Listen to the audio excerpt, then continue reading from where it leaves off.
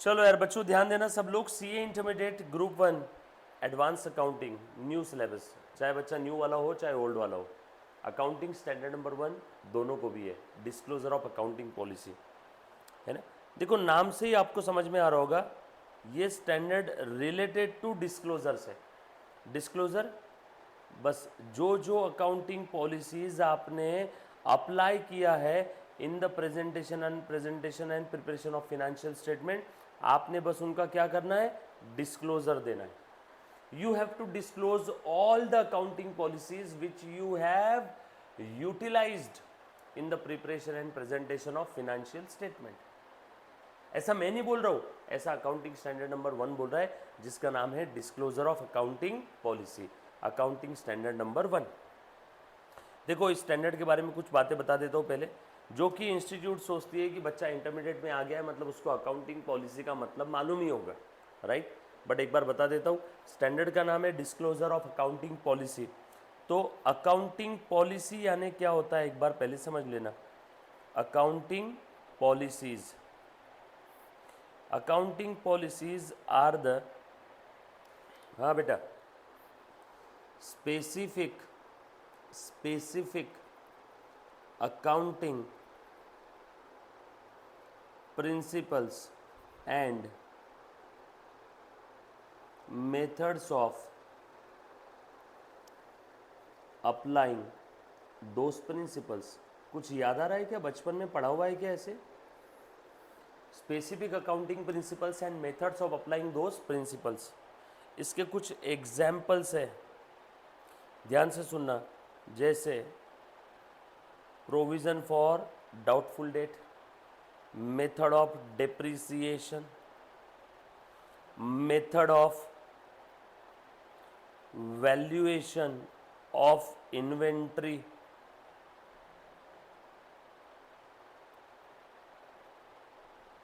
Method of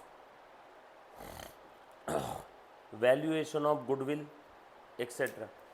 ये सब accounting policies के एग्जाम्पल्स है बेटा। आपने फिनेंशियल स्टेटमेंट प्रिपेयर करते वक्त कौन कौन सी अकाउंटिंग पॉलिसीज फॉलो किया है, आपने फिनेंशियल स्टेटमेंट प्रिपेयर करते वक्त कौन कौन से अकाउंटिंग पॉलिसीज फॉलो किया है, आपने उन सारे पॉलिसीज का डिस्क्लोजर देना है eight one place.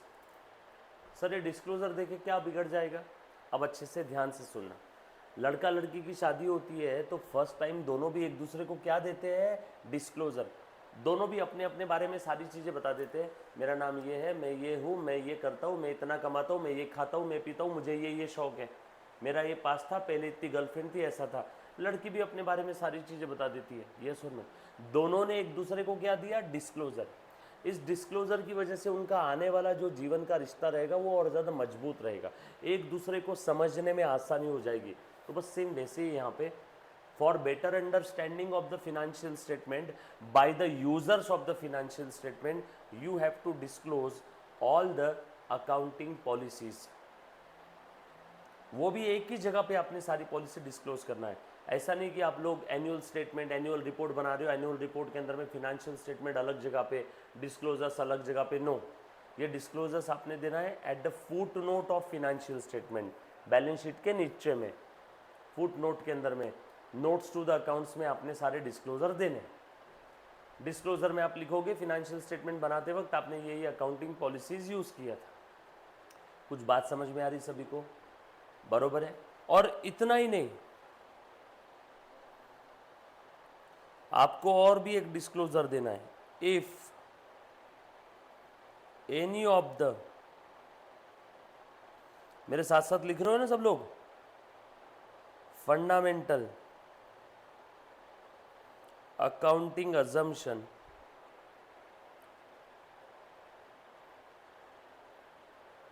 Is not followed, अगर आपने कोई फंडामेंटल अकाउंटिंग अजम्पशन फॉलो नहीं किया तो आपने उसका भी डिस्क्लोजर देना है। अगर कोई फंडामेंटल अकाउंटिंग अजम्पशन फॉलो नहीं किया देन डिस्क्लोज द फैक्ट, आपको इसका भी डिस्क्लोजर देना होगा। सर अगर फंडामेंटल अकाउंटिंग अजम्पशन फॉलो किए होगे तो कोई डिस्क्लोजर देने की जरूरत ही नहीं है। अगर फंडामेंटल अकाउंटिंग अजम्पशन फॉलो नहीं किया तो ही डिस्क्लोजर देना है, अगर फॉलो कर लिया तो डिस्क्लोजर देने की जरूरत नहीं है। ऐसा मैं नहीं बोल रहा हूं, अकाउंटिंग स्टैंडर्ड नंबर 1 बोल रहा है। कुछ बात समझ में आ रही सभी को? पक्की बात? चलो थोड़ा सा आगे। All the disclosure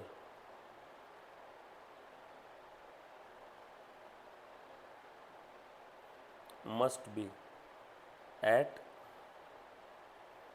one place. Disclosure क्यों देते हैं? For better understanding of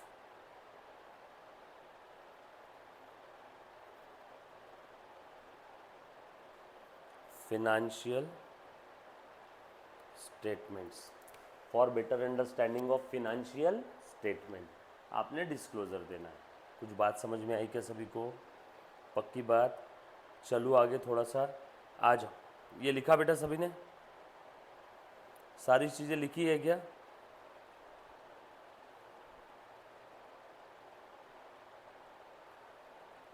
scroll करो बेटा इसको।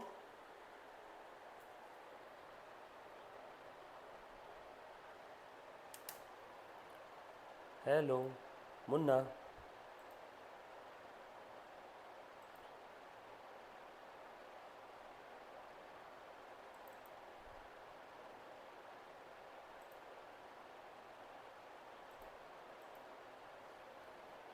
डन? चले आगे। ओके चल लिखो। सानिया तूने लिखा बेटा?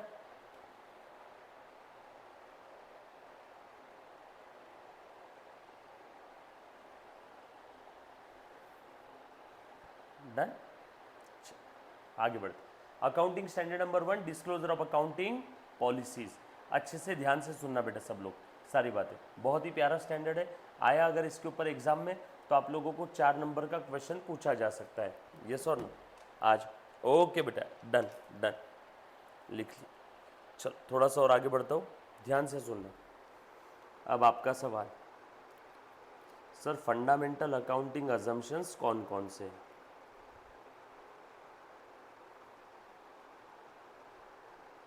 चलो जल्दी जल्दी से नाम लिखो बेटा, कौन कौन से फंडामेंटल अकाउंटिंग अजम्पशंस? बोलो कौन कौन से? Going concern,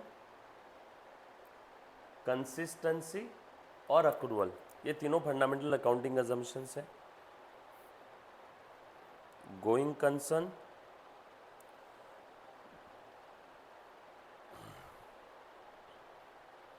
consistency and accrual. अगर ये तीनों के तीनों फंडामेंटल अकाउंटिंग अजम्पशन फॉलो होते हैं, if all fundamental accounting assumption followed, then no disclosure is required। Financial statement बनाते वक्त अगर आपने गोइंग कंसर्न, कंसिस्टेंसी, अक्रूवल तीनों भी फंडामेंटल अकाउंटिंग अजम्पशन फॉलो किए तो आपको डिस्क्लोजर देने की जरूरत नहीं। अच्छा आप सभी को ये तीनों भी अजम्पशन का मतलब मालूम है ना? गोइंग कंसर्न का मतलब क्या है? अगर कोई बिजनेस गोइंग कंसर्न ये फंडामेंटल अकाउंटिंग अजम्पशन फॉलो कर रहा है, इसका मतलब ये हुआ कि वो बिजनेस नियर फ्यूचर में बंद नहीं होने वाला है, वो बिजनेस लंबे समय तक चलने वाला है। नियर फ्यूचर में बंद करने की ना ही कोई नेसेसिटी है और ना ही उस बिजनेस के ओनर का इंटेंशन है कि नियर फ्यूचर में बिजनेस बंद करना पड़े। So life of the business is infinite, neither necessity nor intention of the owner to close down the business in the near future। लंबे समय तक बिजनेस चलने वाला है। दैट मीन्स हम लोग गोइंग कंसर्न कॉन्सेप्ट फॉलो कर रहे हैं, गोइंग कंसर्न ये अजम्पशन फॉलो करके अकाउंटिंग कर रहे हैं। दूसरा है कंसिस्टेंसी, प्रीवियस पीरियड में जो अकाउंटिंग पॉलिसी फॉलो की थी सेम अकाउंटिंग पॉलिसी हम लोग फ्यूचर में भी और करंट पीरियड में भी फॉलो करने वाले हैं। That means we are following the consistency assumption। and accrual, हम लोग कैश बेसिस पे अकाउंटिंग नहीं कर रहे हैं, हम लोग सारे इनकम और एक्सपेंसेस का अकाउंटिंग कर रहे हैं। जैसे ही वो इनकम और एक्सपेंसेस अक्रू हो जाएगी, ड्यू हो जाएगी, लागू हो जाएगी, we have to account for the income and expenses as and when such income or expenses were accrued or due, irrespective of actual cash receipt of income, irrespective of actual cash payment of expenses। Income के receipt की और expenses के payment की राह मत देखो, जैसे income या एक्सपेंस अक्रू हो जाए, ड्यू हो जाए, तुम उसकी अकाउंटिंग कर दो। यस और नो? ये बात समझ में आएगी सभी को? सो ये तीनों भी फंडामेंटल अकाउंटिंग अजम्पशंस अगर फॉलो हो रहे हैं, if all fundamental accounting assumptions followed, then no disclosure is required, otherwise यानी if not followed, बोल बेटा, if not followed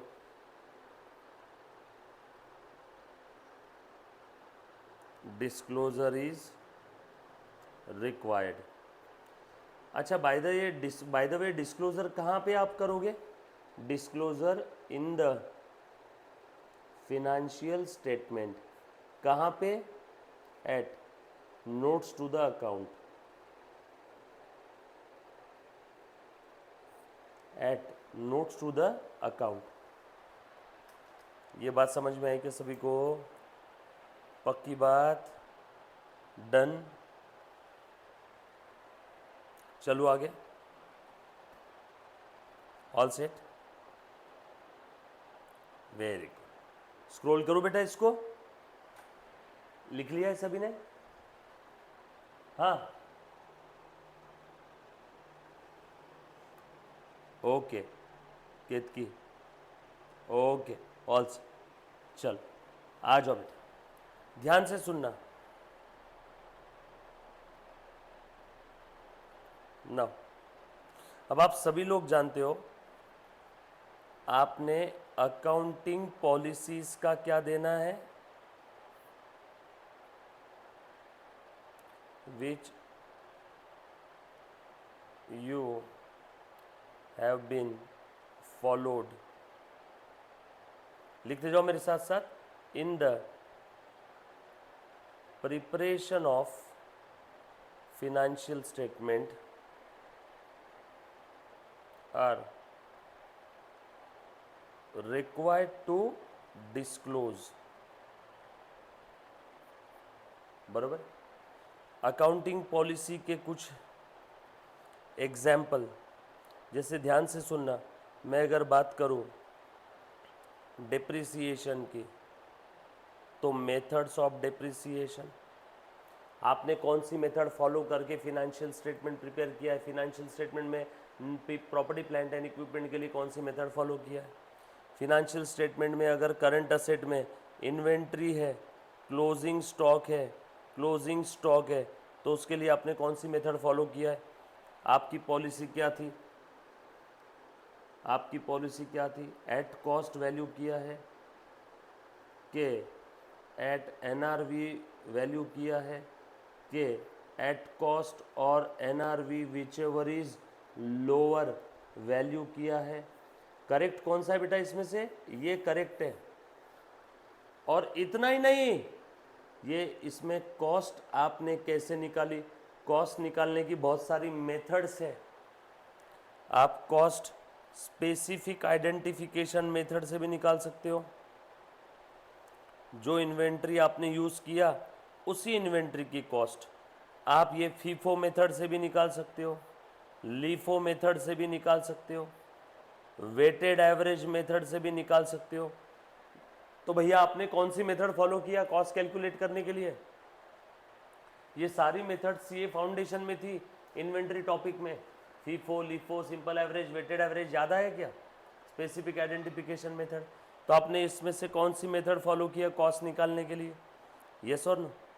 आपने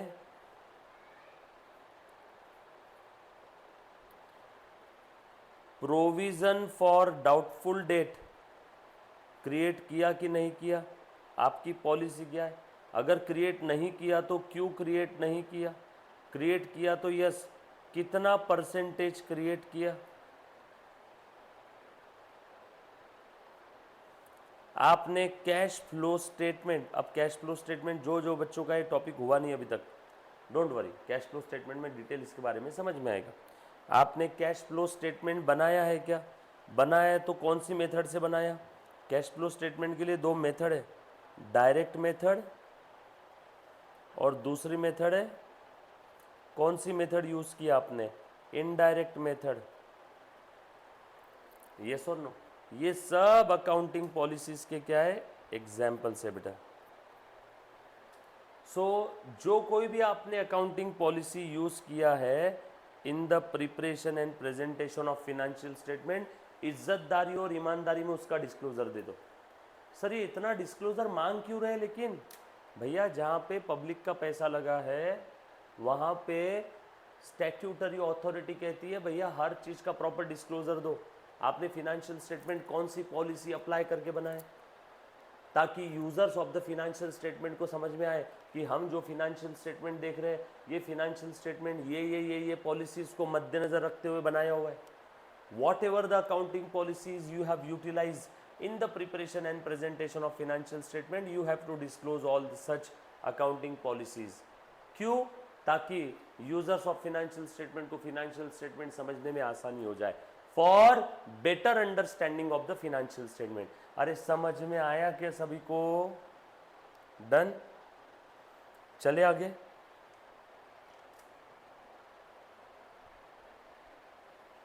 ऑल सेट? चलो बेटा, वेरी गुड। चल आज थोड़ा सा और आगे बढ़ते हैं। Done, very good. अब ये स्टैंडर्ड एक और बात कहता है, ये स्टैंडर्ड कहता है,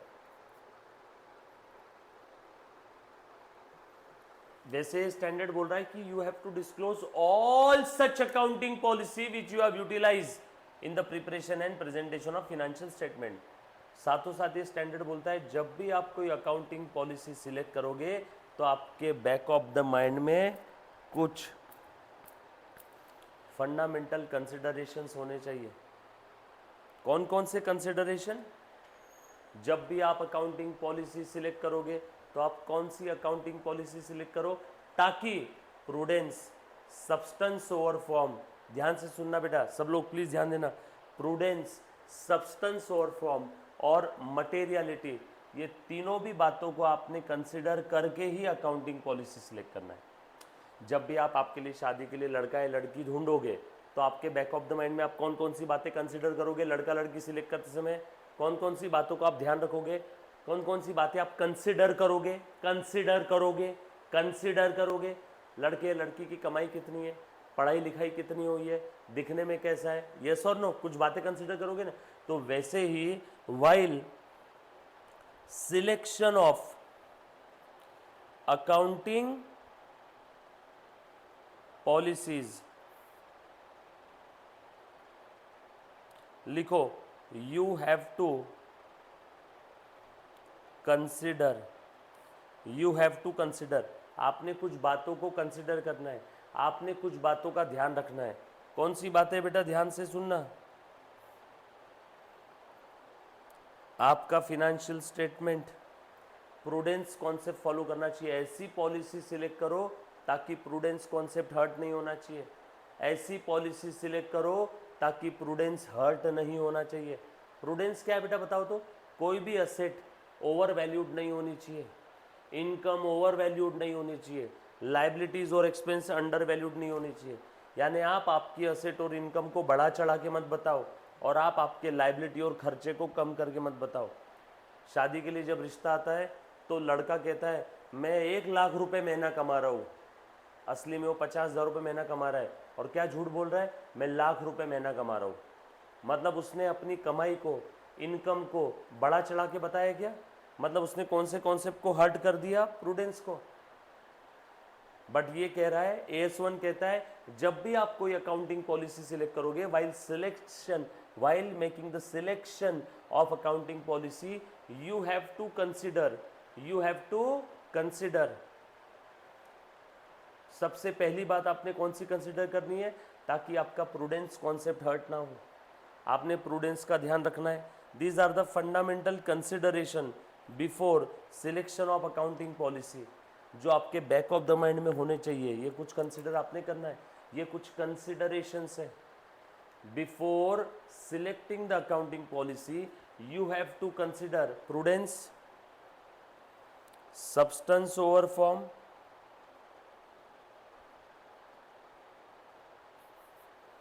and materiality। आप ऐसी पॉलिसी सिलेक्ट करो ताकि ये तीनों भी फंडामेंटल कंसिडरेशंस फॉलो होने चाहिए, एक भी कंसिडरेशन ब्रेक नहीं होना चाहिए। आपने ऐसी पॉलिसी सिलेक्ट करना है ताकि एक भी कंसिडरेशन ब्रेक नहीं होना चाहिए। प्रूडेंस का मतलब क्या है बेटा, बताओ तो जरा। एसेट्स और इनकम ओवर वैल्यूड नहीं होनी चाहिए, should not be over valued, और लाइबिलिटी और एक्सपेंसेस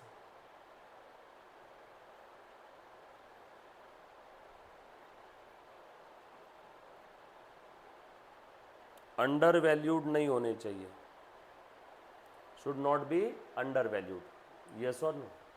लाइबिलिटी और एक्सपेंस अंडर वैल्यूड नहीं होने चाहिए। ये बात समझ में आई क्या सभी को? सब्सटेंस और फॉर्म क्या कहता है?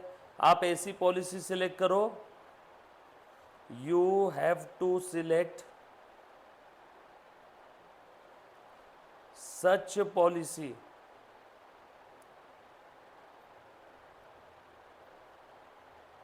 that should represent substance, economic reality को दिखाना चाहिए, यस और नो। आपने ऐसी पॉलिसी सिलेक्ट करना है ताकि इकोनॉमिक रियलिटी सामने आए। डोंट वरी, एग्जाम्पल देता हूँ हर एक चीज का। एंड सब्सटेंस, एरो बना करके लिखो, वस्तु स्थिति, इकोनॉमिक रियलिटी, वस्तु स्थिति, और materiality, you have to select such policy, ऐसी अकाउंटिंग पॉलिसी सिलेक्ट करना है that financial statement should disclose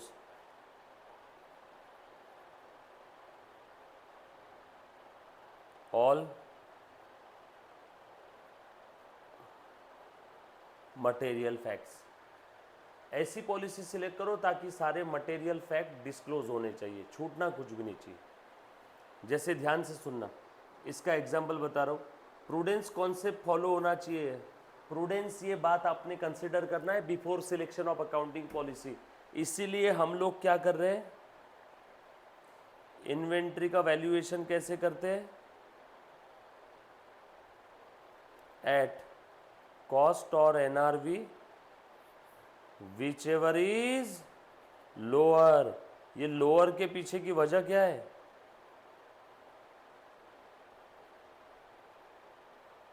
prudence. Inventory का वैल्यूएशन, क्लोजिंग स्टॉक का वैल्यूएशन कैसे होगा? एट कॉस्ट और NRV which ever is lower. Lower के पीछे की वजह क्या है? प्रूडेंस, यस और नो। उसके बाद इसका एग्जाम्पल लिखो। आपने ऐसी पॉलिसी सिलेक्ट करना है ताकि सब्सटेंस समझ में आ जाए। इसीलिए देखो हम लोग क्या करते हैं, कार, एग्जाम्पल लिखो बेटा, purchased on 31st March but RC, RC का फुल फॉर्म लिखना, registration certificate, registration certificate received on 10th April still will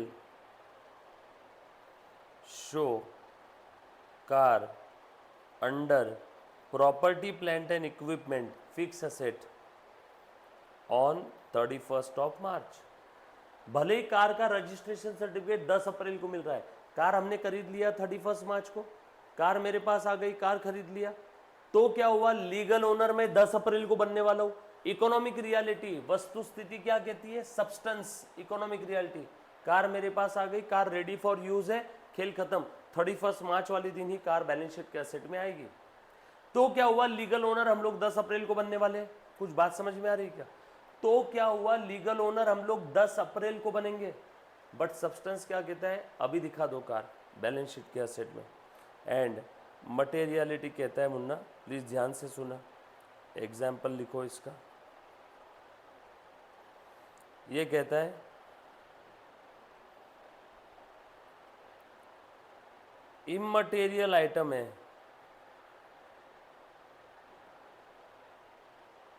if immaterial items are there,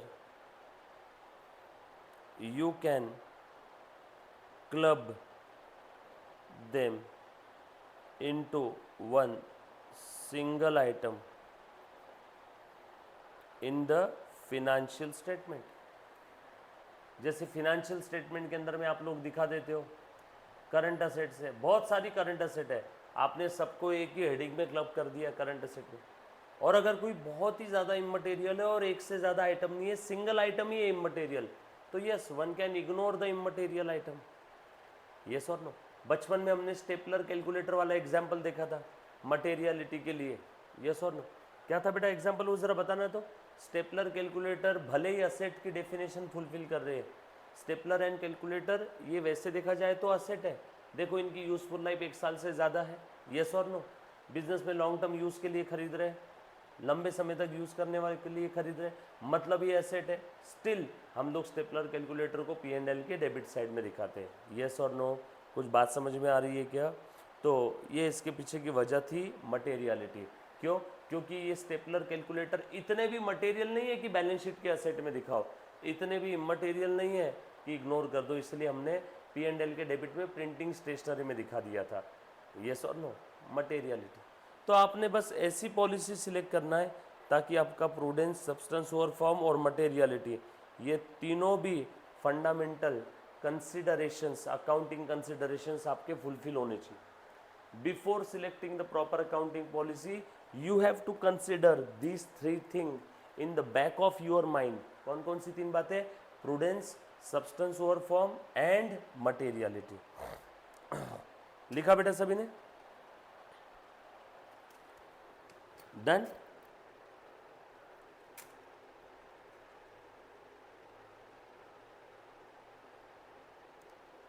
done बेटा? ओके, एक बच्चे का तो आ गया done. Where is other? Other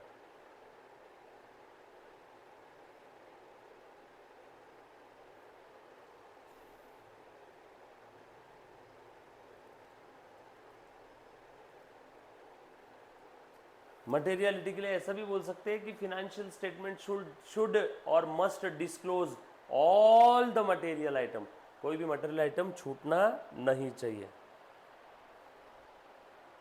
yes. Other बच्ची का भी आ गया, चल ध्यान देना। सो हमने कौन कौन सी बातें अभी तक देखी, जरा बताना तो एक बार, ध्यान से सुनना। Accounting policies are the specific accounting principles and methods of applying those principles. You have to disclose all such accounting policies at one place, which you have utilized in the preparation and presentation of financial statement. ऐसा मैं नहीं बोल रहा हूँ, ऐसा AS1 कह रहा है। एंड क्यों करते बेटा ऐसा? For better understanding of the financial statement, ताकि जो भी users of the financial statement है उनको समझने में आसानी हो जाए। फिनेंशियल स्टेटमेंट पढ़ते वक्त अगर आपको ये पता चल जाए कि फिनेंशियल स्टेटमेंट कौन सी बातों को मद्देनजर रखते हुए बनाया हुआ है, कौन सी पॉलिसीज इसमें यूज़ की है, तो आप फिनेंशियल स्टेटमेंट को और ज़्यादा अच्छे तरीके से अंडरस्टैंड कर पाओगे। दैट्स वाई ये डिस्क्लोजर वाला स्टैंडर्ड आया बेटा आपके जीवन में, येस और नो। उसके बाद हमने देखा कि अगर कोई फंडामेंटल अकाउंटिंग अजम्पशन फॉलो नहीं हुआ तो you have to disclose the fact, yes और नो। और फॉलो हो रहा है तो no need of any special disclosure. फिर कुछ कंसिडरेशंस हमने देखे कि फंडामेंटल अकाउंटिंग पॉलिसी, कोई भी जो भी आपके अकाउंटिंग पॉलिसीज है, जब आप सिलेक्ट करोगे तो आपने कौन कौन सी बातें कंसिडर करना है, प्रूडेंस, सब्सटेंस और फॉर्म और मटेरियलिटी, ये सारी बातें आपने क्या करना है बेटा, कंसिडर करना है। ध्यान से सुनो बेटा, उसके बाद थोड़ा सा और आगे जाते हैं। मान लो, अब ध्यान से सुनना बेटा,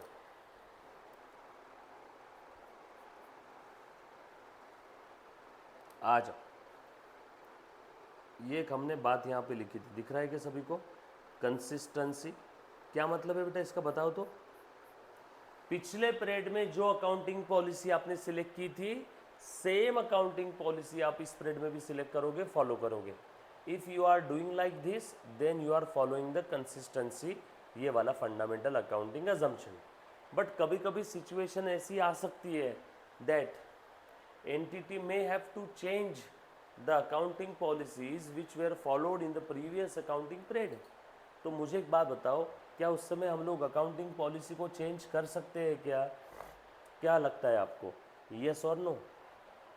जवाब दो बेटा, क्या हम लोग अकाउंटिंग पॉलिसी को चेंज कर सकते हैं क्या?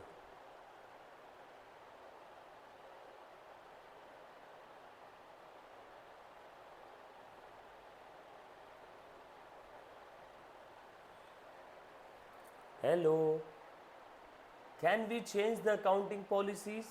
पिछले पीरियड में अदर पॉलिसी फॉलो किया था, इस पीरियड में अलग पॉलिसी फॉलो कर रहे हैं। यस, बिल्कुल सही जवाब, यस वी कैन चेंज, बिल्कुल सही जवाब। लिखो बेटा, yes, hi, can we change the accounting policies? तो जवाब है यस। कंडीशन क्या है बेटा इसकी? If required by law, statute और if required by accounting standards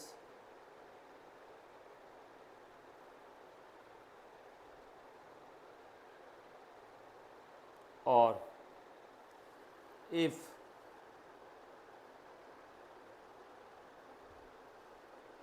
आपको अगर ऐसा लगता है कि due to such change you can prepare the financial statement in more prescribed manner or for better presentation of financial statement or for more appropriate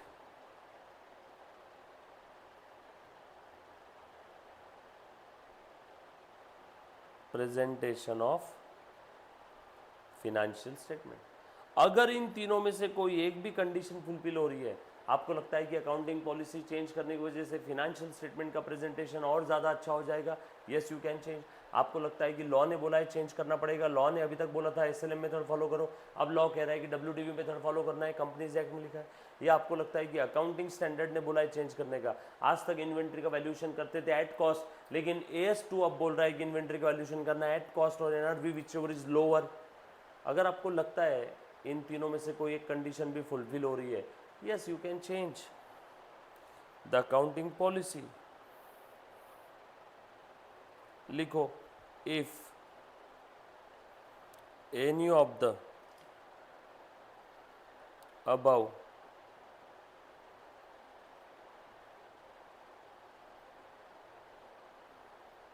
condition fulfilled you can change the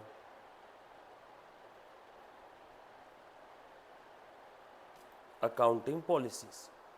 अगर आपको लगता है कि कोई एक condition भी अगर fulfil नहीं हो रही है, yes you can change the accounting policy. ये बात समझ में आई क्या सभी को?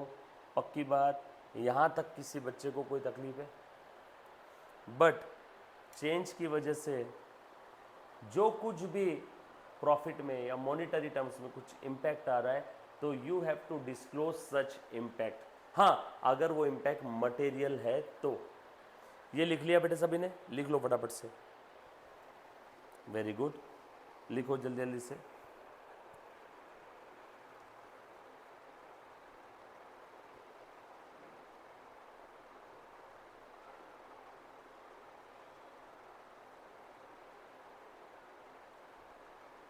डन, चल ग्रेट, यस लिखा। आज ध्यान देना,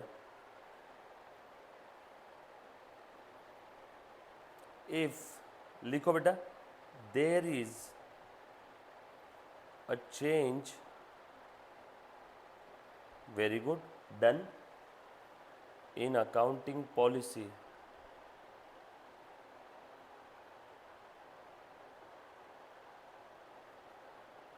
there may be a material effect of such change on the financial statement of an entity। अगर आप ये पॉलिसीज चेंज करते हो तो इसका इम्पैक्ट हो सकता है किस पे? फिनेंशियल स्टेटमेंट पे, यस और नो? ध्यान से सुनना, effect of change in accounting policies, ये इफेक्ट दो टाइप से हो सकता है, मटेरियल और इममटेरियल। मटेरियल इफेक्ट और इममटेरियल इफेक्ट। इममटेरियल इफेक्ट है तो क्या कर लो बताओ? Ignore,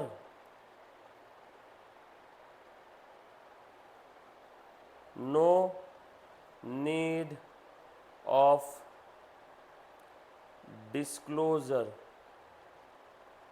of such effect in amount, just disclose the fact that policies have been changed। आपको ये फैक्ट डिस्क्लोज करने की ज़रूरत नहीं है कि इसका इम्पैक्ट और इसका इफेक्ट इममटेरियल है। इममटेरियल इफेक्ट है तो अमाउंट में इफेक्ट दिखाने की ज़रूरत नहीं है, इग्नोर कर दो। Just you have to disclose the fact that accounting policies have been change. और अगर इफेक्ट मटेरियल है तो यहाँ पे दो बातें हो सकती है, may have material effect in current period or may have material effect or may have material effect in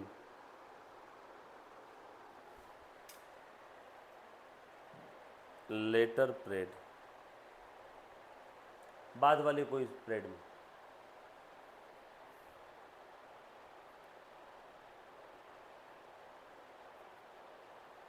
means यहां पे क्या हो रहा है? Material effect can not ascertain, ascertain यानी पता लगाना, इन करंट पीरियड। मटेरियल इफेक्ट होगा बट करंट पीरियड में पता नहीं लगा सकते, आगे कभी तो भी होगा फ्यूचर में। तो यहां पे हम लोग क्या करेंगे?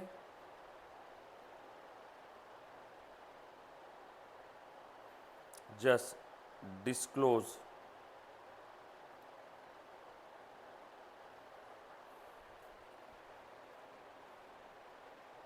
The fact in current period. बस ये फैक्ट करंट पीरियड में डिस्क्लोज कर दो।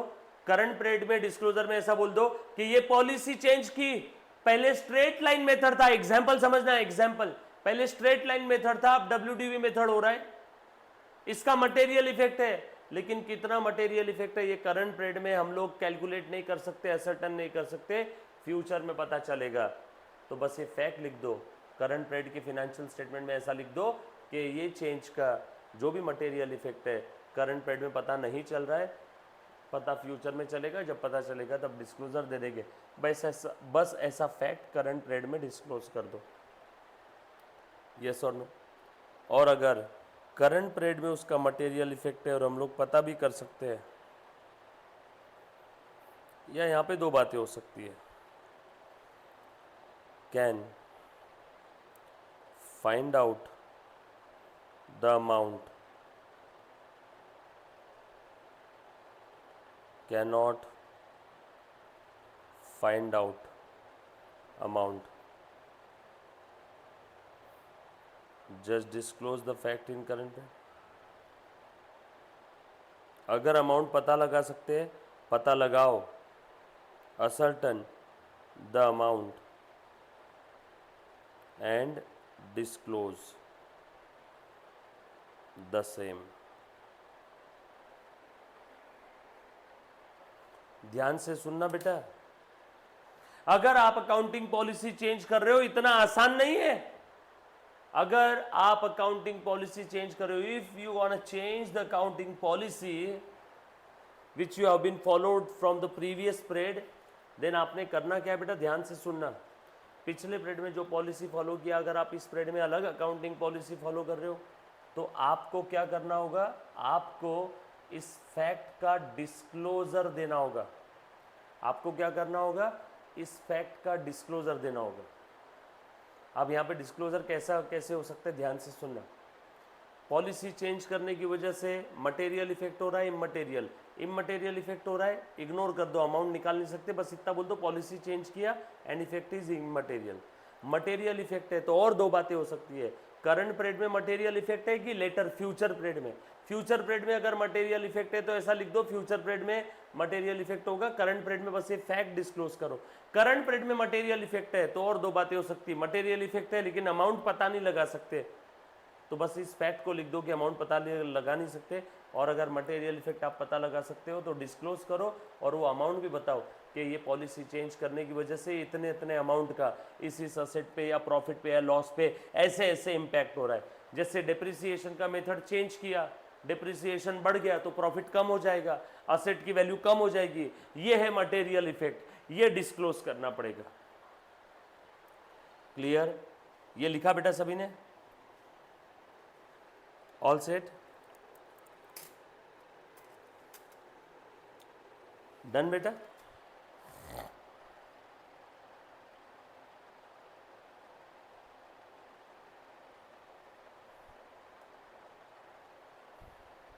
Very good, done, very good, very good. ये ले बेटा, स्क्रॉल किया, हाँ ऊपर स्क्रॉल करना था ना, लो बेटा।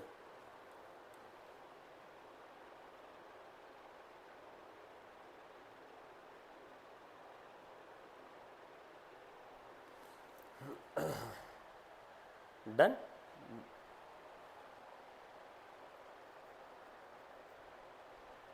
नीचे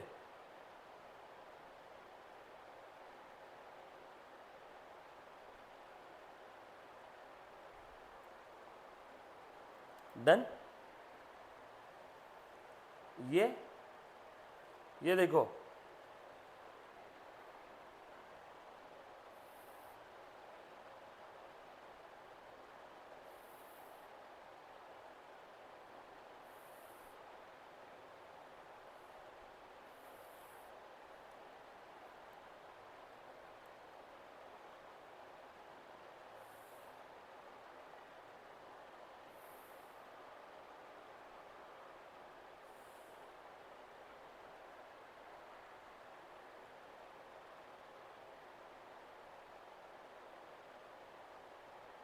ओके आज चलो, ये था आपका AS1। जवाब दो बच्चा पार्टी। इलिस्ट्रेशन नंबर 1, फटाफट से जवाब देना है बेटा। चल पढ़ो, नाउ इट्स क्विज टाइम। जल्दी जल्दी से पढ़ो क्वेश्चन और मुझे जवाब दो।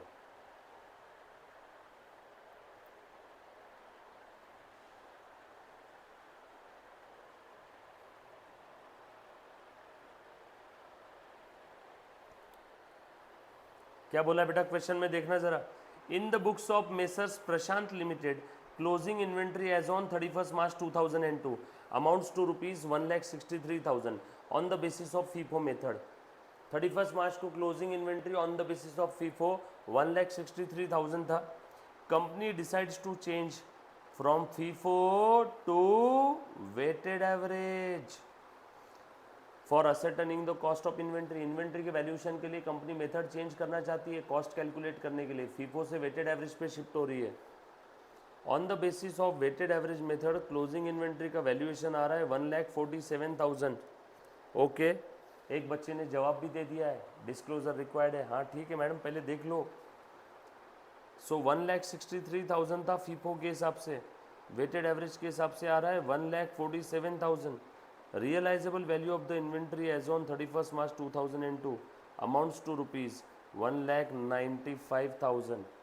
तुम बताओ बेटा, disclosure requirement of the change in accounting policy as per AS1 क्या रहेगा यहाँ पे? टू द पॉइंट मुझे जवाब चाहिए। एक बच्चे ने बोला सर चेंज किया पॉलिसी, इसका डिस्क्लोजर देना पड़ेगा। ठीक है, क्या क्या डिस्क्लोजर देना पड़ेगा, कैसे लिखोगे आंसर?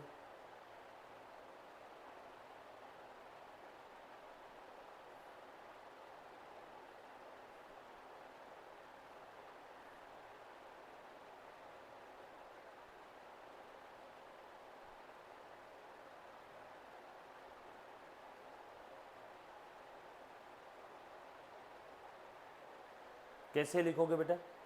सबसे पहले ऐसे लिखना, देखो ऐसे लिखना। क्वेश्चन नंबर 1,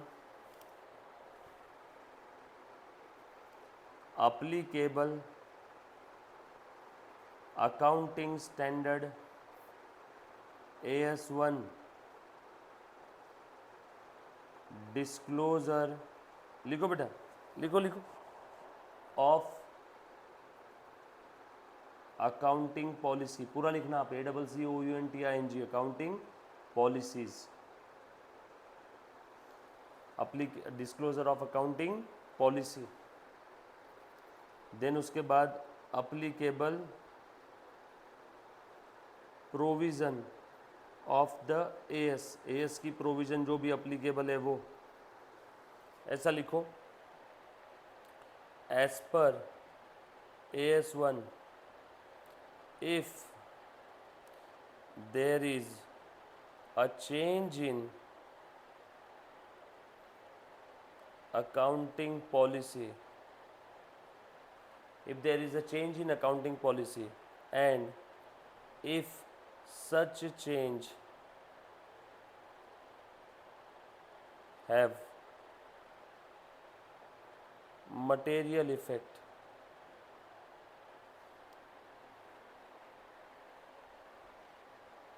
then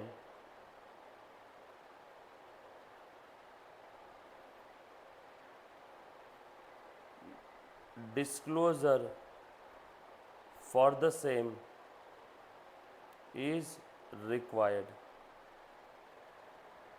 उसके बाद facts of the case,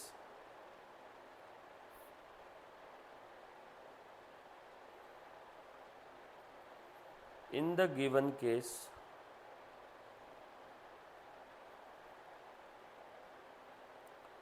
Prashant Limited have changed the method for calculation of cost of inventory from FIFO to weighted average। बरोबर है?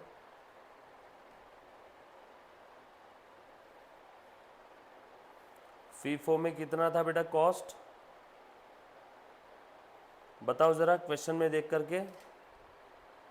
फीफो में कॉस्ट था 163, वेटेड एवरेज में है 147।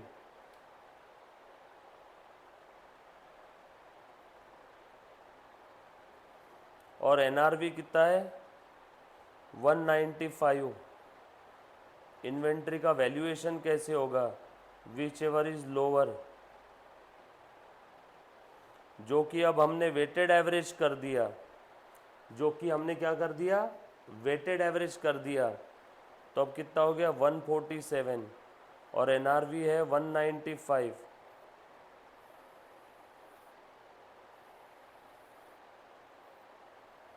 तो अब कितना आ जाएगा 147, बरोबर है क्या, यस और नो। 10 इन्वेंट्री वैल्यू हमारा 163 से कितना हो गया 147, valuation of inventory reduced by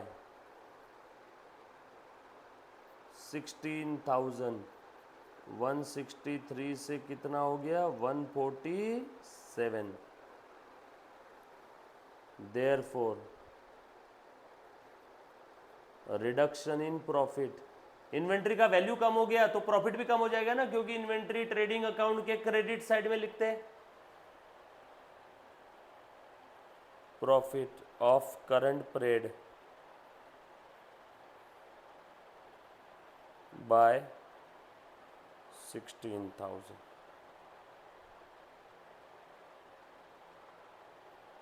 conclusion,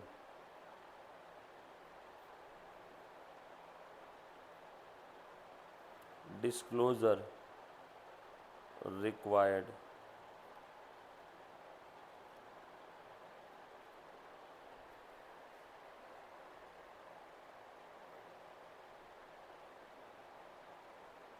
with its material effect, done. ये लिख लो बेटा। हाँ, इसके अंदर में आप आपकी ओन लैंग्वेज में आप ये पॉइंट ऊपर नीचे लिख सकते हो। फैक्ट ऑफ द केस पहले लिख दिया, लास्ट में कंक्लूजन लिख दिया, आपके हिसाब से आप सीक्वेंस चेंज कर सकते हो। कुछ बच्चे पहले भी कंक्लूजन लिख सकते हैं, कोई तकलीफ वाली बात नहीं है। डन, चले बेटा हम लोग आगे।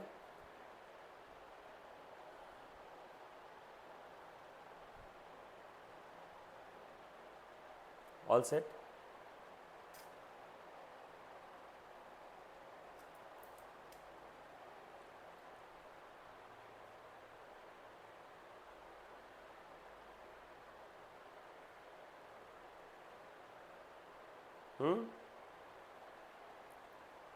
लिखा मुन्ना,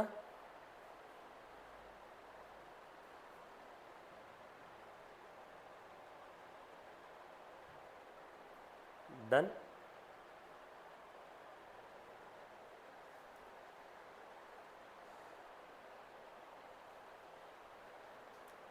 लिखा बेटा,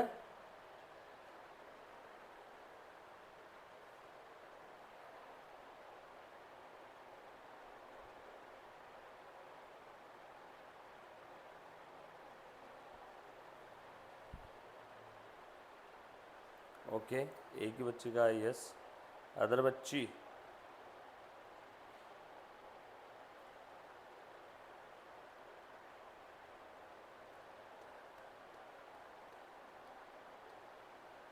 ओके।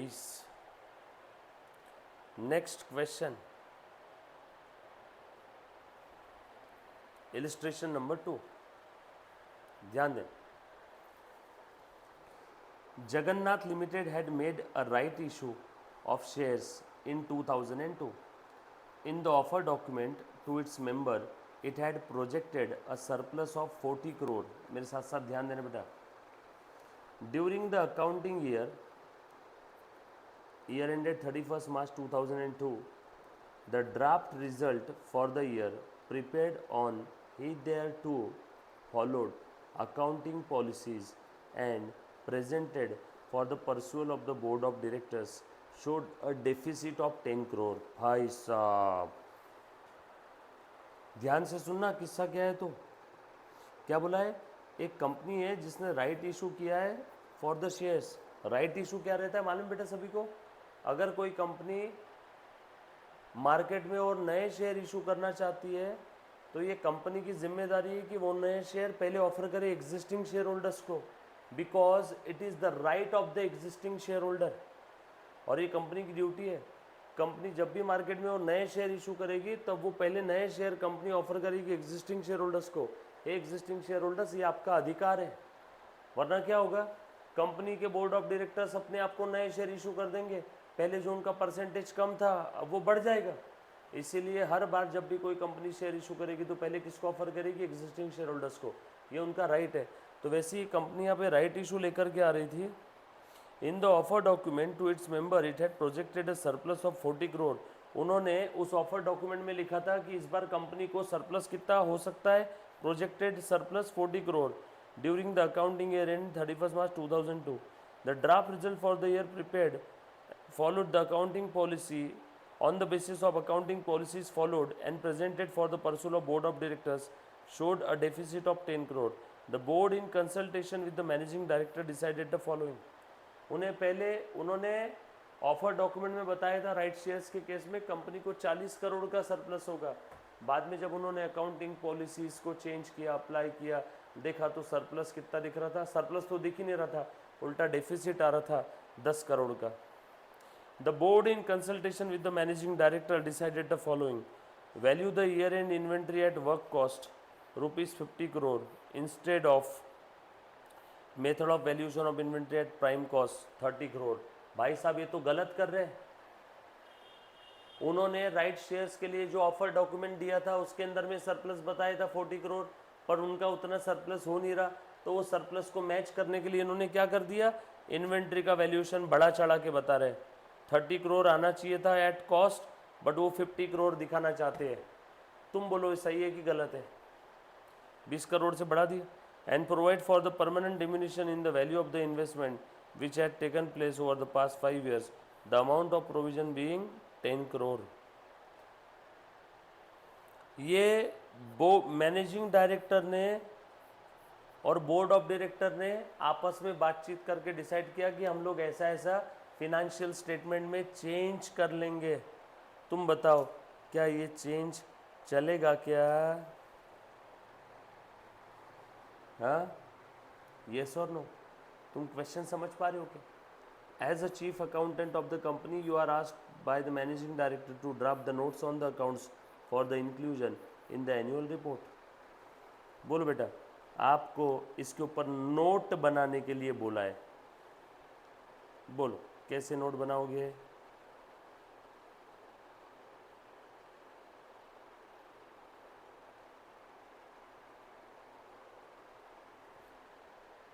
ट्राई करो तो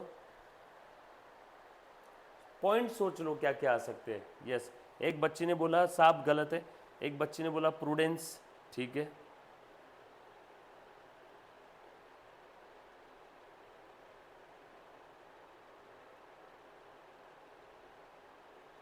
ठीक है, ठीक है। हंसने वाली क्या बात है इसमें?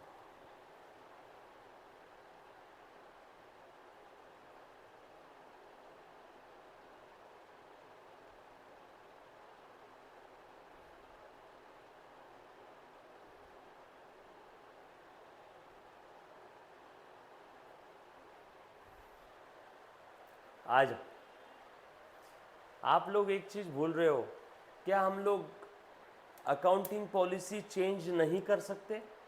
जी हाँ, बिल्कुल चेंज कर सकते। We can change the accounting policy.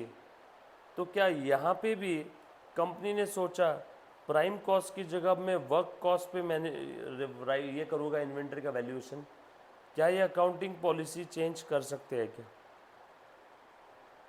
अगर लॉ ने बोला है चेंज कर सकते हैं, अकाउंटिंग स्टैंडर्ड ने बोला है चेंज कर सकते हैं, या फिर अगर मैनेजमेंट को ऐसा लगता है because of this change we can present the financial statement in more appropriate manner, in that case also you can change the accounting policy. कुछ बात समझ में आई क्या सभी को? तो उस समय हम लोग अकाउंटिंग पॉलिसी चेंज कर सकते हैं, अदरवाइज नहीं। चलो बताओ क्या डिसीजन रहेगा यहाँ पे।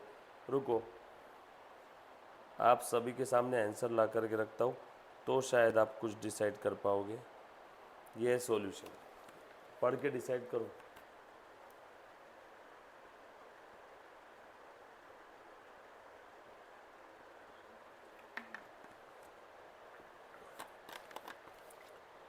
अप्लीकेबल अकाउंटिंग स्टैंडर्ड, ये तो समझ में आ गया है S1।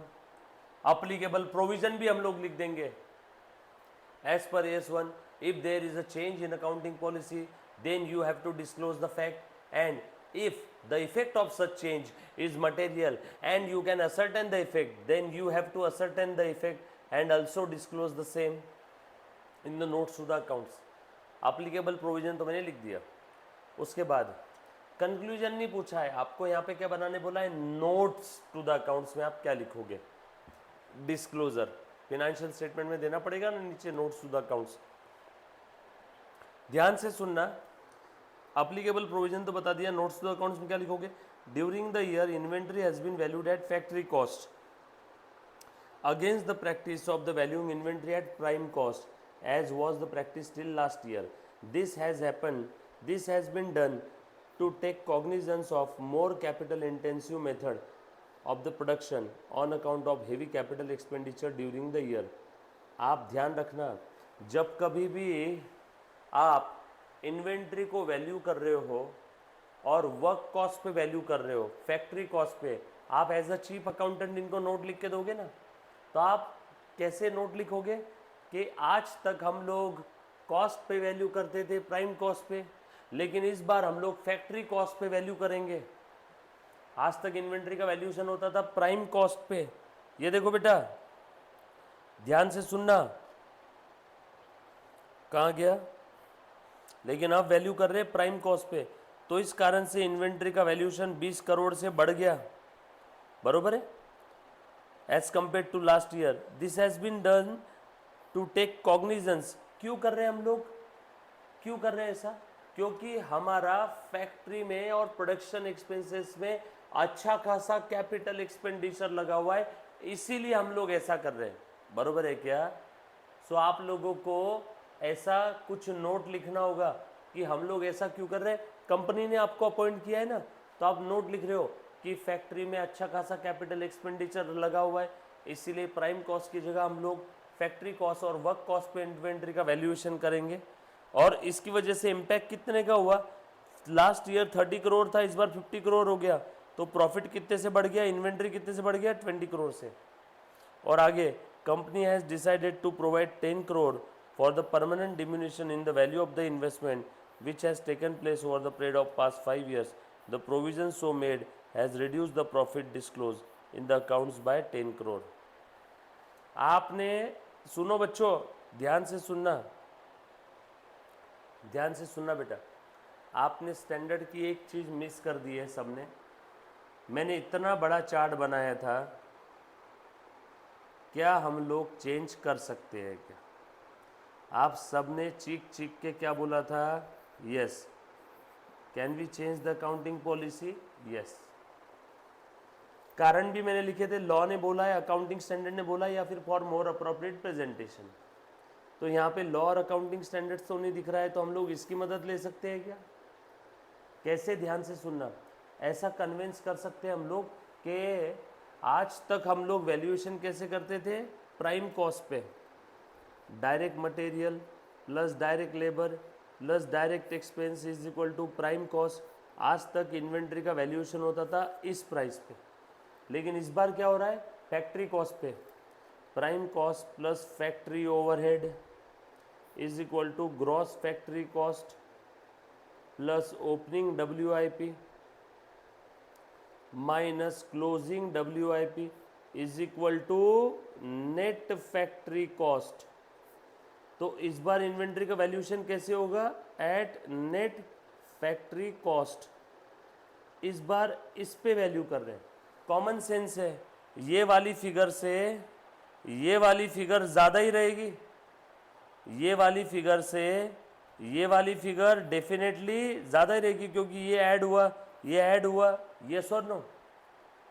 सो ये फिगर से ये फिगर ज़्यादा है। ये आज तक हम लोग ये फॉलो करते थे टिल लास्ट ईयर, इस बारी से हम लोग ये फॉलो कर रहे हैं। देयरफॉर इन्वेंट्री यानी क्लोजिंग स्टॉक का वैल्यू बढ़ गया तो प्रॉफिट भी बढ़ गया। प्रॉफिट कितने से बढ़ा? 20 करोड़ से। यस, हम लोग ऐसा लिखेंगे, for more appropriate presentation of financial statement we have change the way to value the inventory and इसका मटेरियल इफेक्ट क्या हुआ? इन्वेंट्री का वैल्यूएशन 20 करोड़ से बढ़ गया, इंक्रीज हो गया, एंड उस कारणवश प्रॉफिट भी आपका 20 करोड़ से बढ़ गया। यस, और आगे बोला है एक प्रोविजन क्रिएट करने के लिए बोला था इन्होंने। कहाँ गया रे बेटा प्रोविजन वाला? देखो तो,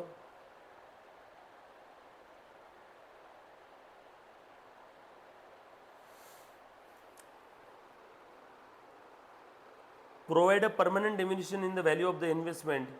इसकी वजह से 10 करोड़ का लॉस हो गया। हो सकता है जो इन्वेस्टमेंट हमने करके रखी है उसकी मार्केट वैल्यू परमानेंटली कम हो गई, इसलिए हमने परमानेंट डिमिनिशन का क्लेम ठोक दिया। देखो, company has decided to provide 10 crore for the permanent diminution in the value of investment which has taken place over the period of past 5 years. The provision so made has reduce the profit disclose in the accounts by 10 crore. इसकी वजह से profit जो भी disclose कर रहे थे वो कितने से कम हो गया बेटा? 10 करोड़ से। यस और नो? क्लियर? बस आपने नोट दिखाना है, सही गलत का पूछा ही नहीं है। अप्लीकेबल प्रोविजन यहां पे लिख दिया,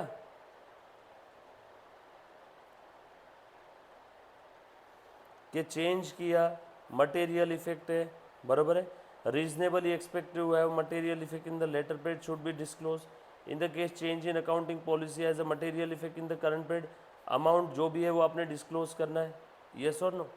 बस दिखा दो इस बात को। आप लोग कितने जल्दी भावुक हो जाते हो, नहीं सर साफ गलत है ये है।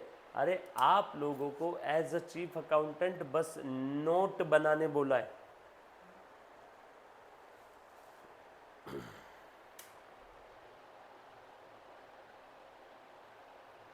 क्लियर क्या?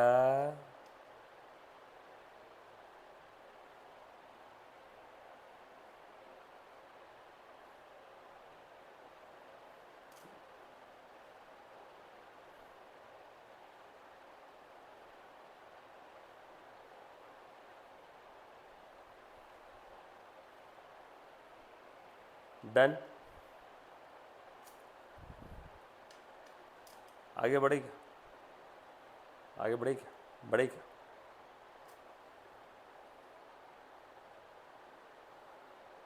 ये फंडामेंटल अकाउंटिंग अजम्पशन का ये वाला क्वेश्चन आप घर पे ट्राई करोगे आज।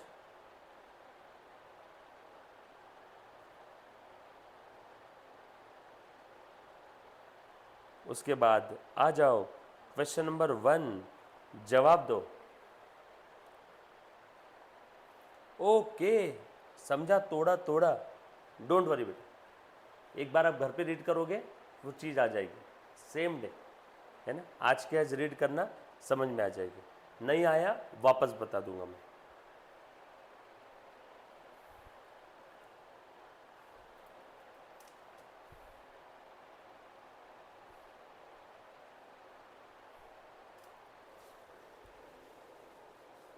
आज एक काम करना, आज एक बार रीड करना, आज एक बार रीड करना।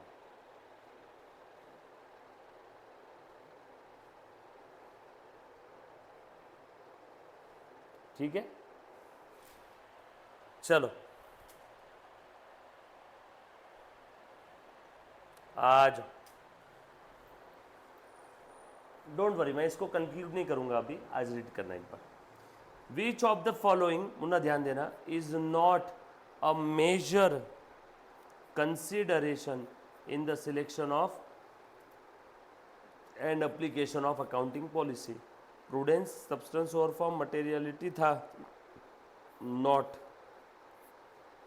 Question number 2, adoption of different accounting policy by the different companies operating in same industry affects which of the following qualitative characteristics the most. Same industry के अंदर में अगर अलग अलग कंपनीज अलग अलग अकाउंटिंग पॉलिसी फॉलो कर रही है तो नीचे में से कौन से क्वालिटेटिव कैरेक्टरिस्टिक्स पे इंपैक्ट होगा।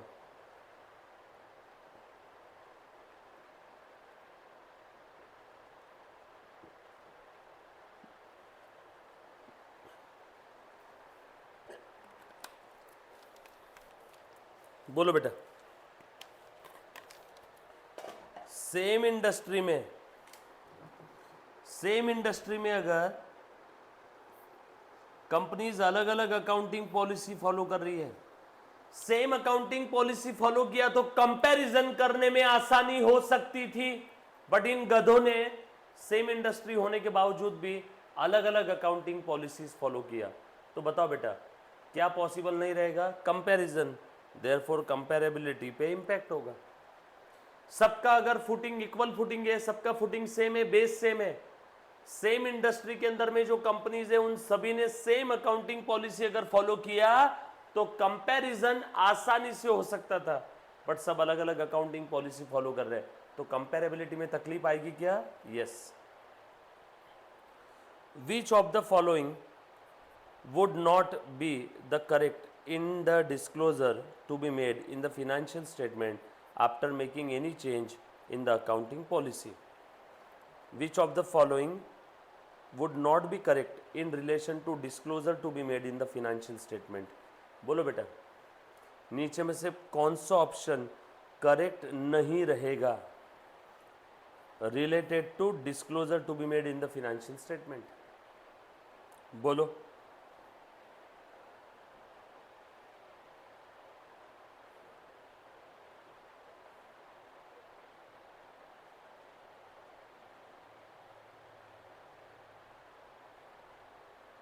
पढ़ो, 4 ऑप्शन है।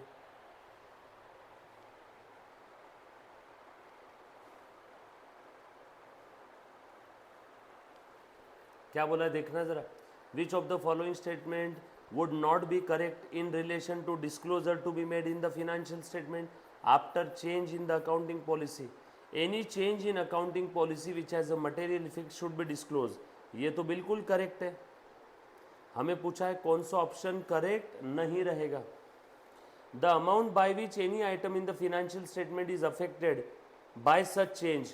अगर फिनेंशियल स्टेटमेंट का कोई आइटम जैसे प्रॉफिट के ऊपर कोई इंपैक्ट हुआ due to such change should be disclose to the extent ascertainable. अगर आप निकाल सकते हो, असर्टनेबल मतलब कैलकुलेट कर सकते हो, असर्टनेबल फाइंड आउट कर सकते हो।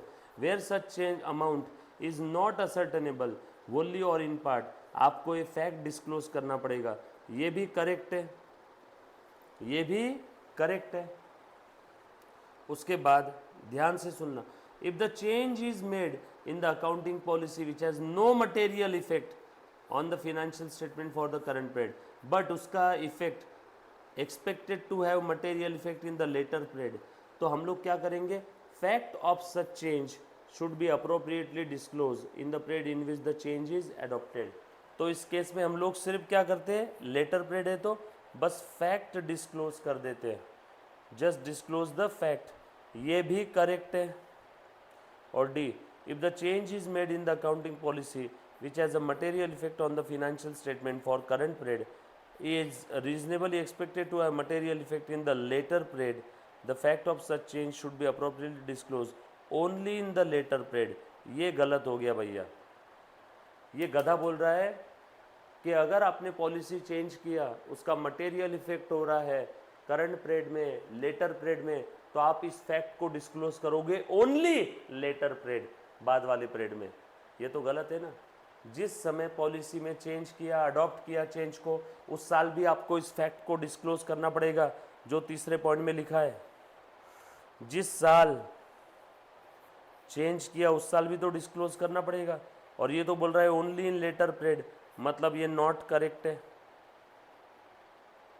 मतलब ये नॉट करेक्ट है। ये क्या बोल रहे हैं मालूम है, कि जिस साल आप लोग, मुन्ना प्लीज ध्यान देना, जिस फ्यूचर पीरियड में चेंज आने वाला है उसी साल डिस्क्लोज करो, करंट पीरियड में डिस्क्लोज करने की भी जरूरत नहीं। चलेगा क्या? करंट पीरियड में डिस्क्लोजर तो देना पड़ेगा ना। और लिखना पड़ेगा कि इसका जो इफेक्ट होने वाला है वो कब होने वाला है, फ्यूचर पीरियड में। इसका जो इफेक्ट होगा कब होगा बेटा, फ्यूचर पीरियड में। यस और नो। चले आगे, बड़े बड़े ऑप्शंस है क्या थोड़े, बट हाँ पढ़ना पड़ेगा, और कोनो ऑप्शन नहीं है। लिखा, सॉरी लिखना ही है, देखा।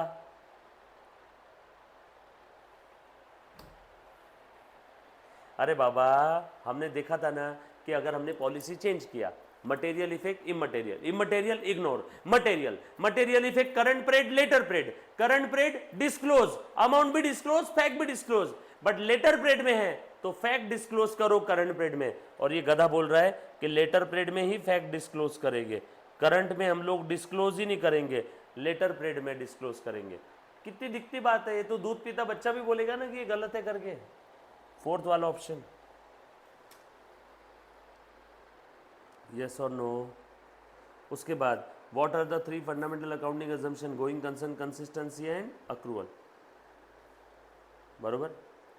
उसके बाद has accounting standard number 1 prescribe the manner in which the accounting policies followed by the entity should be disclose.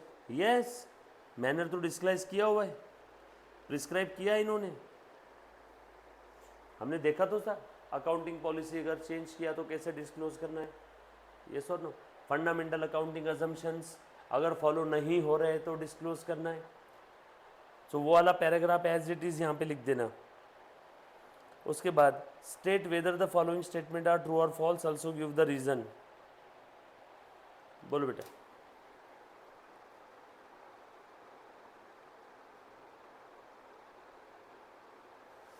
चल पहले वाले का जवाब दो। सबसे पहला, हाँ, certain fundamental accounting assumptions underline the preparation and presentation of financial statement. They are usually specifically stated because their acceptance and use are not assumed. बोलो बेटा क्या बोल रहा है, जो अकाउंटिंग assumptions हमने फॉलो किए हैं वो कंफर्म आपको डिस्क्लोज करना ही पड़ेगा, लिखना ही पड़ेगा नोट में। ध्यान से सुनना, certain fundamental accounting assumptions used in the preparation of financial statement, they are usually specifically stated because their acceptance and use are not assumed. आप लोगों को हर साल स्पेसिफिकली स्टेट करना होगा कि इस साल गोइंग कंसर्न फॉलो हुआ, इस साल कंसिस्टेंसी फॉलो हुआ, इस साल अक्रूवल फॉलो हुआ। तुम बताओ ऐसा लिखने की जरूरत है क्या? अगर फॉलो नहीं हुआ तो डिस्क्लोजर देना है, हमने लिखा था ना ऊपर चार्ट में। और ये गधा तो बोल रहा है कि उनका यूज हम लोग अज्यूम नहीं करते, आपको स्पेसिफिकली स्टेट करना होगा, फॉल्स।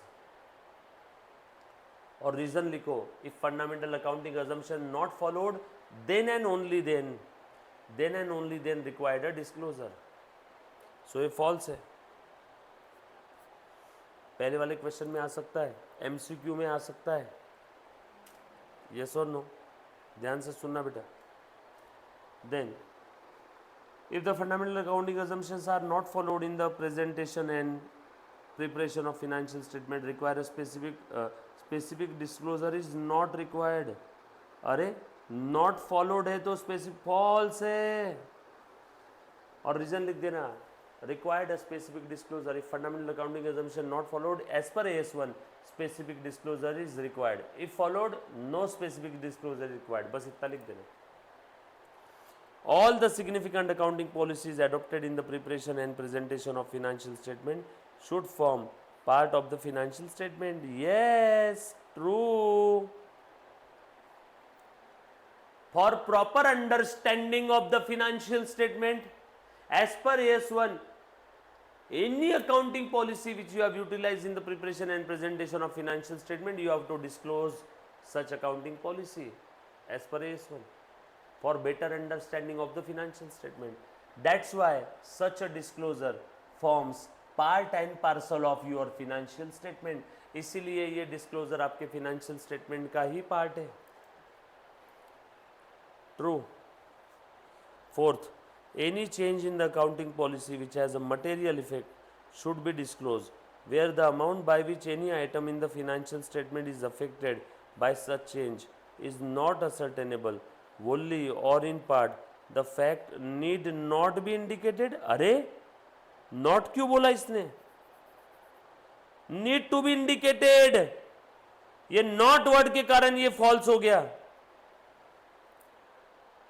बिल्कुल सही जवाब। अदर बच्ची किधर है? अदर बच्ची, एक ही बच्ची जवाब दे रही है सिर्फ। मुन्ना,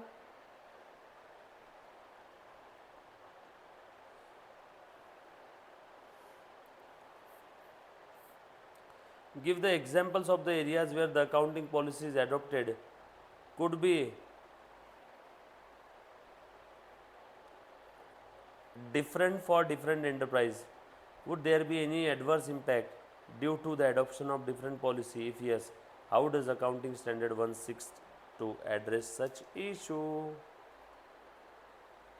ध्यान से सुनना। आपको क्या पूछा है? ऐसे एरियाज बताओ जहाँ पे अकाउंटिंग पॉलिसीज अलग अलग एंटरप्राइज ने अलग अलग फॉलो किया है। सेम आइटम के लिए अलग अलग एंटरप्राइज ने अलग अलग अकाउंटिंग पॉलिसीज फॉलो किया है। And would there be any adverse impact due to the adoption of difference accounting policy? क्या सेम इंडस्ट्री में सेम आइटम के लिए हर कोई अलग अलग पॉलिसी फॉलो करेगा? तो क्या इसकी वजह से कुछ गलत होने वाला है क्या? ये दूसरा सवाल। और अगर हाँ आपको लगता है गलत होने वाला है, तो how does accounting standard 1 seek to address such issue? तो इसके लिए AS1 ने क्या किया? इसके लिए AS1 ने क्या किया? ये question number 7। There are various areas where the different accounting policies could be adopted by the different entity within the same industry. Entity may choose to value the inventories using FIFO, whereas another entity may choose weighted average.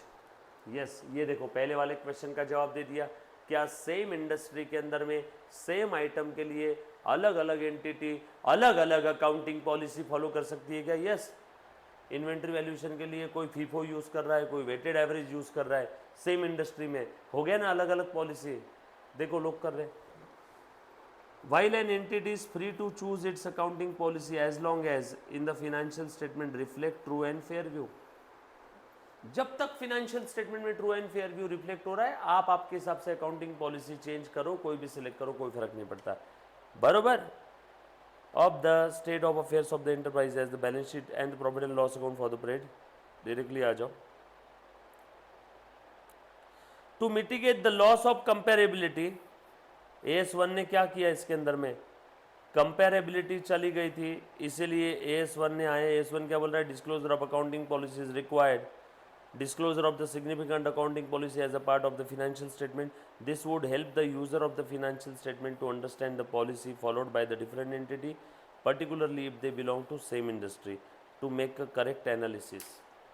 पहले तो ध्यान से सुनना। पहला सवाल ये पूछा है, क्या सेम इंडस्ट्री में अलग अलग अकाउंटिंग पॉलिसी हो सकती है सेम आइटम के लिए? यस। इन्वेंट्री वैल्यूएशन के लिए बता देना, कॉस्ट के लिए कोई फीफो यूज़ कर रहा है, कॉस्ट निकालने के लिए कोई वेटेड एवरेज। दूसरा, ध्यान से सुनना, क्या हर कोई कर सकता है क्या ऐसा? Yes. Every entity is free to choose its accounting policy. कब तक? जब तक financial statement true and fair view reflect कर रहे हैं। बट इसके लिए AS1 ने क्या मदद कर दिया बेटा आपकी? अब ध्यान से सुनना, सेम इंडस्ट्री में कोई कॉस्ट निकालने के लिए, इन्वेंट्री की कॉस्ट निकालने के लिए किसी ने फीफो यूज किया, किसी ने लिफो यूज किया, दोनों कंपनी का परफॉर्मेंस सेम है, लेकिन पॉलिसी अलग अलग होने की वजह से एक का प्रॉफिट ज्यादा एक का कम है।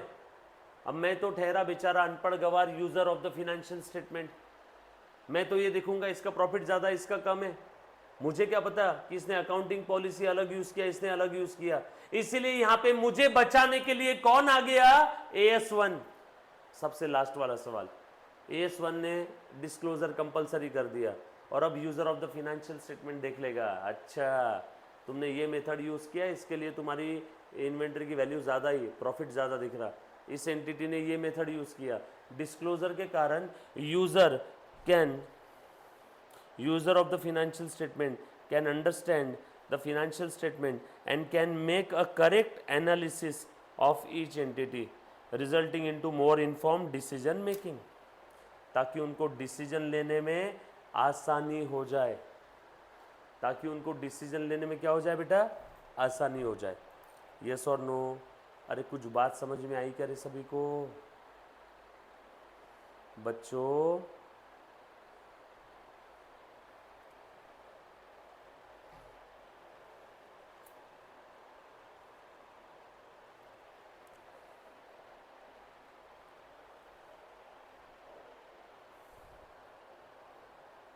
All set? डन? एक 2 मिनट रुकना, आपसे और कुछ एक्स्ट्रा क्वेश्चन भी सॉल्व करवा के लेता हूँ।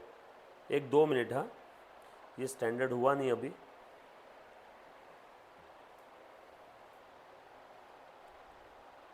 आपसे और कुछ एक्स्ट्रा क्वेश्चन भी लेता हूँ सॉल्व करवा के, रुको।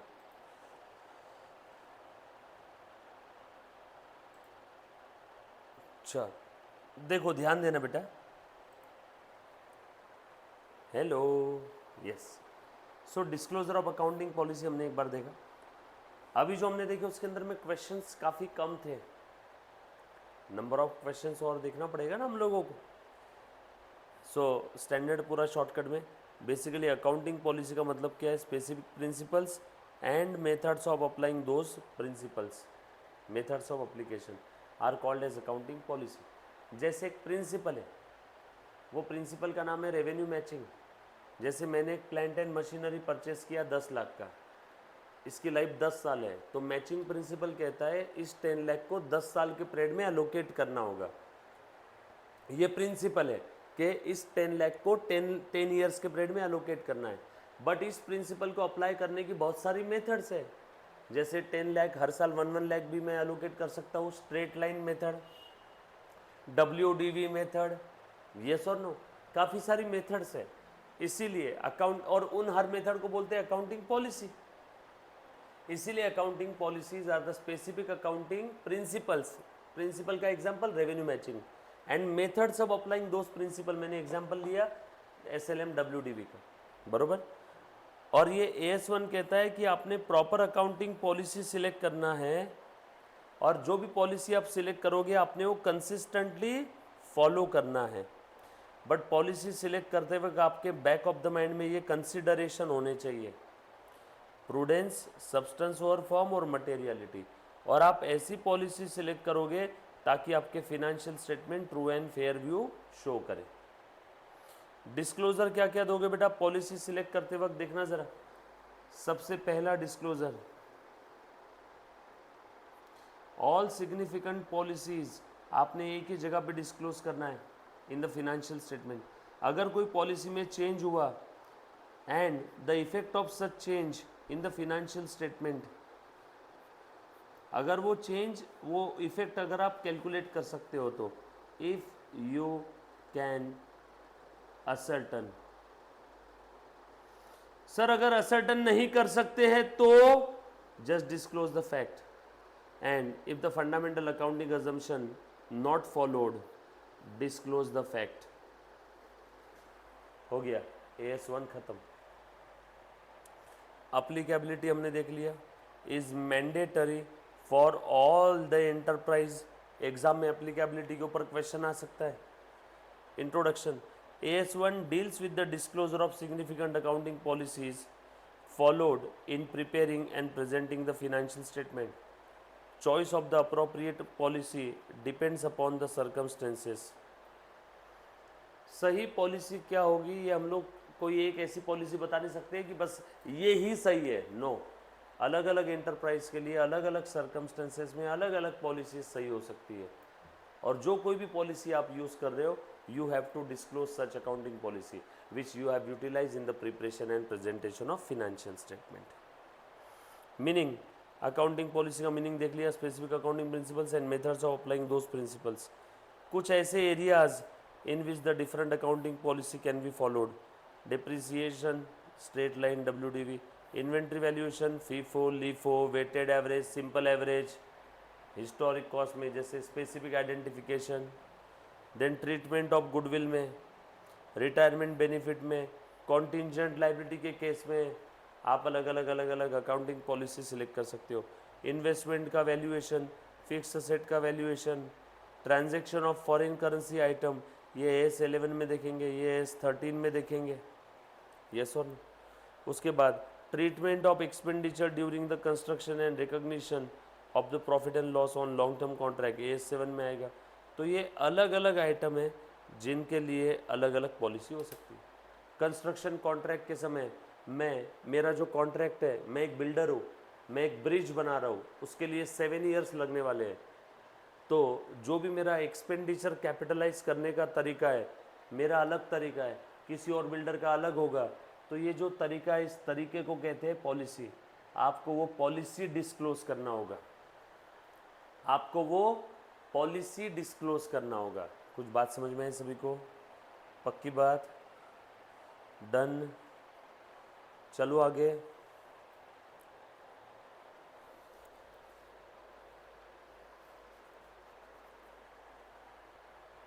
All set?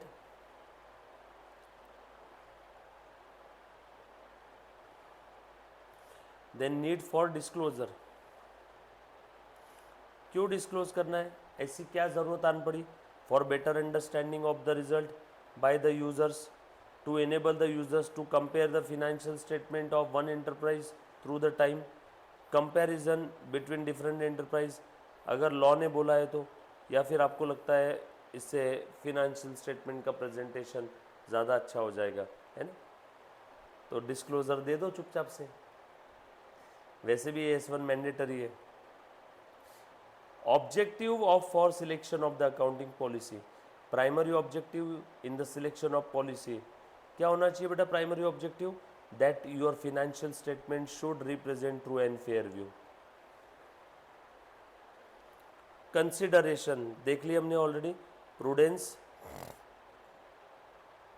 बाकी के कंसिडरेशन किधर गए भैया? सब्सटेंस ओवर फॉर्म और मटेरियलिटी।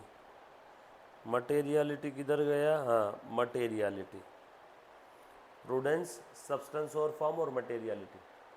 अकाउंटिंग पॉलिसी सिलेक्ट करते वक्त ये प्रूडेंस, सब्सटेंस ओवर फॉर्म और मटेरियलिटी आपके बैक ऑफ द माइंड में होना चाहिए। और कुछ questions, fundamental accounting assumptions already बता दिया, going concern, consistency and accrual, हर एक के ऊपर जो भी क्वेश्चंस है वो सारे क्वेश्चंस विद सॉल्यूशन इसके अंदर में दे रखे हैं। भरपूर क्वेश्चंस है, ये सारे क्वेश्चंस आप लोगों को करने पड़ेंगे। कितने क्वेश्चंस है देखो तो? 32 क्वेश्चंस है। 32 में से 32 नंबर का हमने कर लिया, मॉड्यूल का क्वेश्चन है।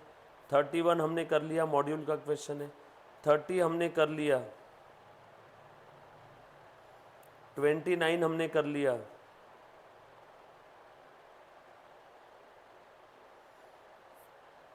ये भी हमने किया बेटा।